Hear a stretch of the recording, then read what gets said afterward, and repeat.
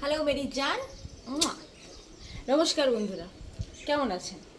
আশা করছি সবাই ভালোই আছেন। ঠিক আছে, আজকের ভিডিওর টপিকটা কী বলুন তো? আপনারা দেখেই নিয়েছেন, গাঁজাখুরি কথা। এই গাঁজাখুরি কথা যেটা হ্যাঁ না, এটা না প্রতিনিয়ত প্রতিদিন আমরা না কোথাও না কোথাও দেখে থাকি, শুনে থাকি। সে আমাদের বাড়িতে হোক, বাড়ির বাইরে হোক, বড় বড় হেডিংসে হোক, টিভিতে হোক, রেডিওতে হোক, বা যেখানে হোক, খবরের কাগজে। এবার এগুলো কীরকম মানুষেরা না, মানে ঝিকিমিকি জিনিসগুলোই না খুব বেশি ওদেরকে অ্যাট্রাক্ট করে সমস্ত মানুষদেরকে। এবার একমাত্র সেই ঝিকিমিকি জিনিসগুলো থাকতে বেরিয়ে যেতে পারে সেই মানুষই যাদের জ্ঞানচক্ষুটা বরাবর উন্মোচিত, মানে খোলা। কীরকম ধরুন, এই ধরুন আমরা বাড়ি কিনতে যাচ্ছি, বড় বড় হেডিংয়ে লেখা রয়েছে আপনার স্বপ্নের ঘর, 0% ফাইন্যান্স, এটা সেটা ওটা। আমরা ঝাঁপ দিই একদম, হ্যাঁ ভাই 1 বেড 2 বেড, কি জানি কত কিছু অ্যামেনিটিজের সাথে। মানে স্বপ্নের মধ্যে শুয়ে শুয়ে যে ঘরগুলো দেখেছিলাম একদম পারফেক্ট, সব আল্ট্রা মডার্ন ভাবে তৈরি। আমরা ঝাঁপিয়ে তো পড়ি, কিন্তু যারা কিনতে যান তারা এটা দেখেন না তার ভেতরে কত বড় ষড়যন্ত্রটা চলছে। আমাদের যা বলা হয় আমাদেরকে সেটা দেওয়া হয় না। তেমনই আবার দেখবেন এই আজকাল ফোন, ইউটিউব, যে কোনো সোশ্যাল মিডিয়াতে বা খবরের কাগজে বা টেলিভিশনে আমাদেরকে অনেক রকম লোভ দেখানো হয়। এই কটা টাকা দিন, এর বদলে আমরা আপনাকে এইটা দেবো, এই কটা টাকা মাত্র ব্যয় করুন, এর বদলে আমরা আপনাকে এই অ্যাসুরেন্স দিচ্ছি, প্লেসমেন্ট দিচ্ছি, জব অফার করছি, just for something, just only for something. এই অনলি ফর সামথিংটা আমাদের মাথায় এমনভাবে গেঁথে দেয়, এমনভাবে যে তখন আমরা না পাগলের মতন করে ছুটি যাই সেখানে, নিজেদের ইনভেস্টমেন্টটুকু দেখাই, লাগানোর পর যেটুকু পাওয়ার দরকার আমাদের বা যেটুকু আশায় আমরা করে যাই, হাতে কি পাই? কাঁচকলা।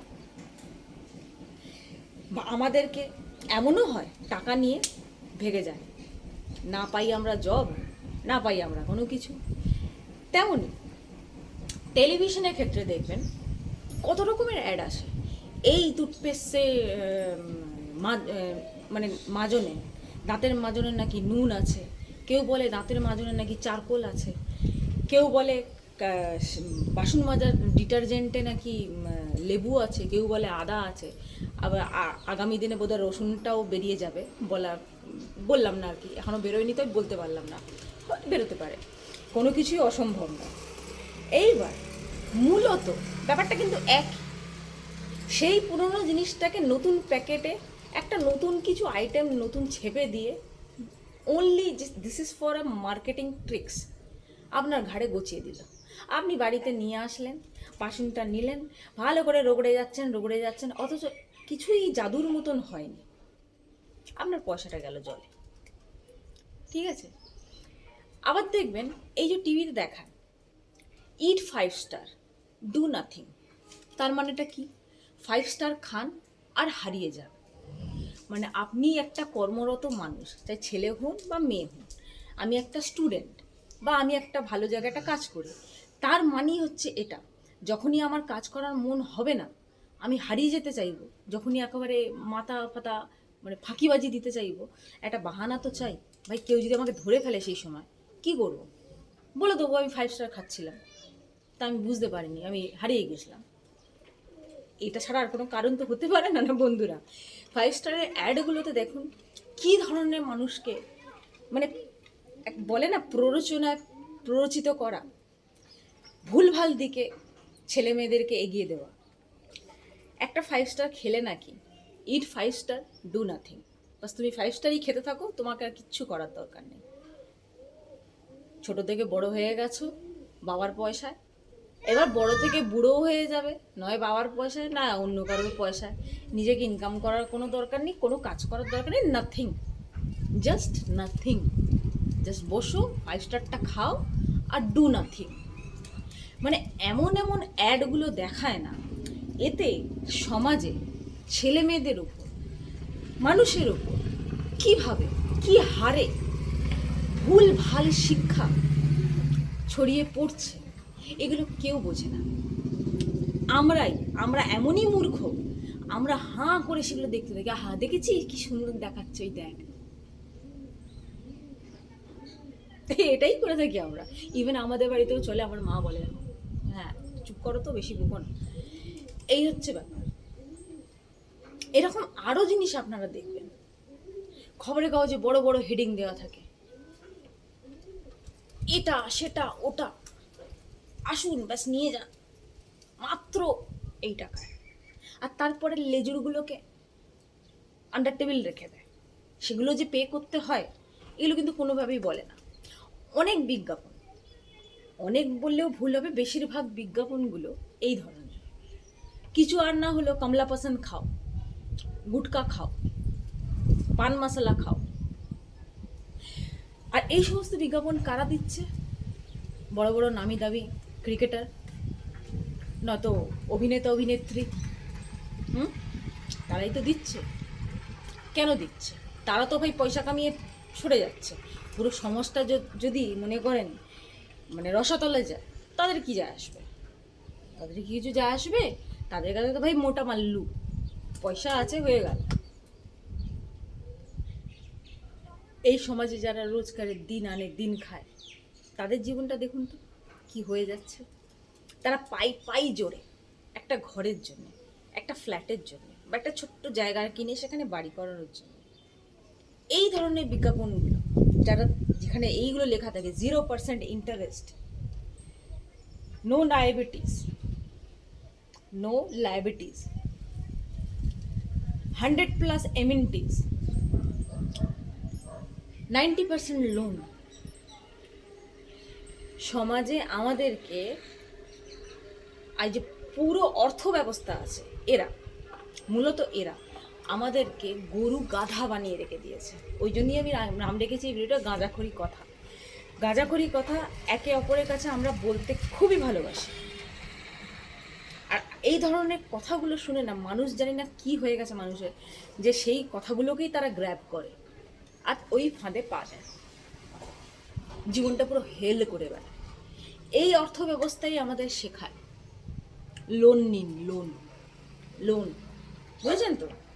মানে আপনার পকেটে যদি হয়তো পুরো টাকাটা নেই, কোনো একটা জিনিস কেনার পুরো টাকাটা নেই, ব্যাংকে সে দৌড়ে আসবে আপনার কাছে, বা যে বিজনেস যে খুলে রেখেছে সে শোরুমের মালিক দৌড়ে আসবে আপনার কাছে, আরে দাদা, আরে দিদি, আপনার কাছে পয়সা নেই, কি চিন্তা, আমি আছি তো। ব্যাংক আপনাকে বলবে, আরে আমরা আছি তো, নিয়ে নিন না লোন। কিন্তু ব্যাংক এটা বলে না যে লোন আজকের আপনি নিয়ে নিলেন, তারপরে একটা ইন্টারেস্ট অ্যামাউন্ট যেটা হলো 12,000 বা 13,000 বা 20,000, সেটা কিন্তু প্রতি মাসে সেম থাকে না।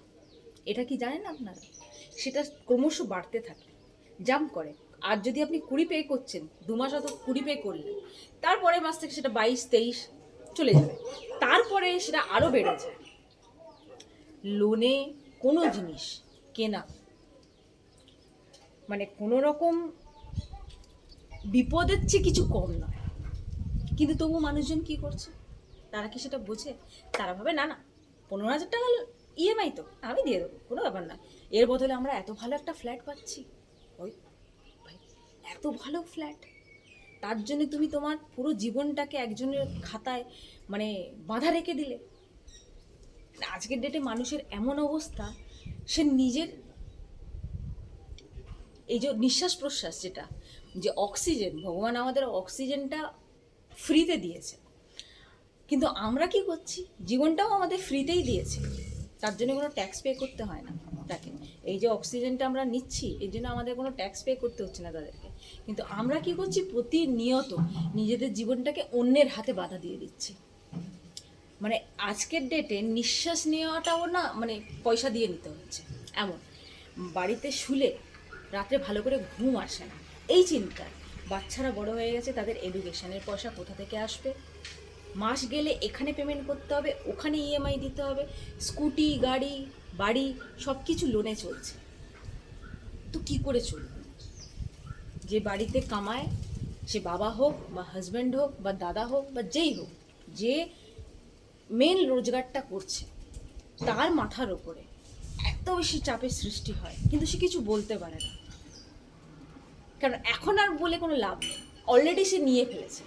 এবার নিয়ে ফেলেছে, তাকে তো সেটাকে নিয়ে টেনে যেতেই হবে। না টেনে নিয়ে গেলেও আবার বিপদ করবে, তো সেটা কি করবে? এক মিনিট,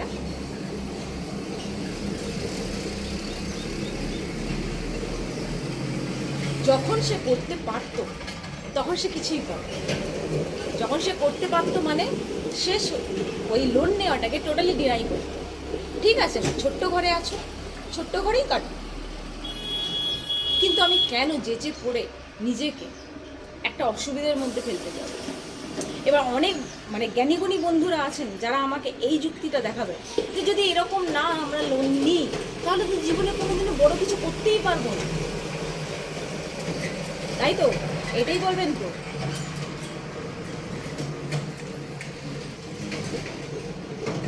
টাকা, ঐশ্বর্য, এগুলো দিয়ে কি কোনোদিন বড় হওয়া যায় না? আজও পর্যন্ত কেউ বড় হতে পেরেছে? যার কাছে যত আছে সে কিন্তু ততই দুঃখী। আজ যদি এই কথাগুলো সত্যি না হতো, তাহলে আমি একটা কথা বলবো, আমাদের জীবনে, আমাদের সমাজে এমন এমন ব্যক্তি হয়েছেন যারা এখন আর নেই, তারা কিন্তু তাদের শিক্ষাটাই সমাজে বিলিয়ে দিয়ে গেছে। স্বামী বিবেকানন্দ, রামকৃষ্ণদেব, বামা খ্যাপা, রামপ্রসাদ সেন, এরকম আরও বিদ্যাসাগর মহাশয়, অনেক অনেক জ্ঞানী মানুষদের আপনি পাবেন যারা আমাদের এগুলো কিন্তু শেখায়নি। তারা শিখিয়েছে সঠিক শিক্ষা। সঠিক শিক্ষা মানে একটা মানুষের ভেতরের মূল্যায়ন, সঠিক মূল্য, সঠিক মূল্যায়ন যেটাকে বলে, সঠিক পথে চলা, ভেতরের জ্ঞানচক্ষুটাকে উন্মোচিত রাখা। তারা আমাদের এটাই শিখিয়েছে। কিন্তু আমরা কি শিখেছি? আর যত দিন যাচ্ছে ততদিনে আমরা কি শিখছি? পয়সা পয়সা পয়সা পয়সা পয়সা, পয়সাই ধ্যান, পয়সাই জ্ঞান, ভাই পয়সাই সব কিছু। বাড়ি গাড়ি, খাওয়া দাওয়া সব কিছুই পয়সা। এর বেশি আমরা কিছু জানি না। পয়সা ছাড়া আর কিছু আমরা বুঝি না। না আছে আমাদের কাছে কোনো রকম সম্পর্কের কোনো কি বলে ওটাকে, কোনো জিনিসই, চাই সম্পর্ক হোক বা আমাদের কাজ হোক বা আমাদের শিক্ষা হোক, কোনো কিছুর সঙ্গেই আমরা সেরকমভাবে জড়িত নয়। আমরা শুধু একটা জিনিসের সঙ্গেই জড়িত, সেটা হচ্ছে পয়সা। আজকের ডেটে শুধুমাত্র পয়সাকেই আমরা ধ্যান জ্ঞান সব কিছু বানিয়ে বসে আছি। আর পয়সাই যার কাছে পয়সা আছে সেই হচ্ছে সমাজে সম্মানীয়, আমরা এটা মনে করি। আর সত্যিকারের যে সম্মানীয়, আপনার সামনে যদি কোনো একটা জ্ঞানী ব্যক্তিও এসে পড়ে, আর না হলে ভাই কে রে জ্ঞান দিচ্ছে, চলে কে শুনবে তোর জ্ঞান, এই হচ্ছে আপনাদের অ্যাটিটিউড। মানুষের কাছে জ্ঞানটা যদি সব কিছুই না হয়, একটা মানুষ যদি জ্ঞানী না হয়, সর্বপ্রথম তার পয়সা কোনো কাজের না। কারণ সে পয়সা নিয়ে বুকে পাথর রাখার মতন করে সে তার নিজের জীবনটাকে অতিবাহিত করে নিয়ে যায়। বাস, সে শুধু একটা দিনেরই ওয়েট করে বসে থাকে কবে সে মরবে। সে জীবনে খুশি হতে পারে না, সে জীবনে কোনো কিছু পারে না। হ্যাঁ, পয়সা দিয়ে সব কিছু কিনে নিতে পারে, বাস এটুকুই পারে, এর বেশি কিছু পারে না। আশা করছি এই গাঁজাখড়ি যে কথা বা গাঁজাখড়ি যে সমস্ত বিজ্ঞাপন, গাঁজাখড়ি যে সমস্ত জিনিস চায়, সেটা যদি টেলিভিশনে হয়, সেটা যদি নিউজ পেপারে হয়, সেটা যদি কোনো রকম ব্যানারে হয়, কেউ হয়তো বলছে আপনাকে কোনো কথা, বা কেউ হয়তো এই কথা বলছে যে আপনি এই কয়েকটা পয়সা আপনাকে দিতে হবে, তার বদলে আপনাকে জব দেবে, সেগুলোর থাকতে দূরে থাকবে। বাকি দেখুন, আমার বোঝানোর ব্যাপার আমি বোঝালাম। আগে সম্পূর্ণভাবে সবাই নিজেই একটা স্বাধীন সত্তা, তারা নিজেরাই বুঝে নেবে তাদের সত্যিকারের কি করা উচিত আর কি করা না। ঠিক আছে, এই ভিডিওটা এই পর্যন্ত রাখলাম। আশা করছি বুঝতে পেরেছেন। যদি বুঝতে পেরে থাকেন, ভিডিওটাকে আগে থেকে আরেকটু ফরওয়ার্ড করে দেবেন অন্য বন্ধুদের কাছে, যেমন আপনারা বুঝতে পারছেন তেমনি যেন আরও অনেকে বুঝতে পারে এবং তাদের একটু উপকার হয়। একটাই কাজ করতে পারবেন তার জন্যে, লাইক শেয়ার সাবস্ক্রাইব। ঠিক আছে, আসি তাহলে।